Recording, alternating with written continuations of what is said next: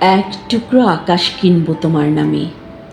বড় সাইনবোর্ডে লেখা থাকবে, এখানে পাখিদের ওড়া নিষেধ।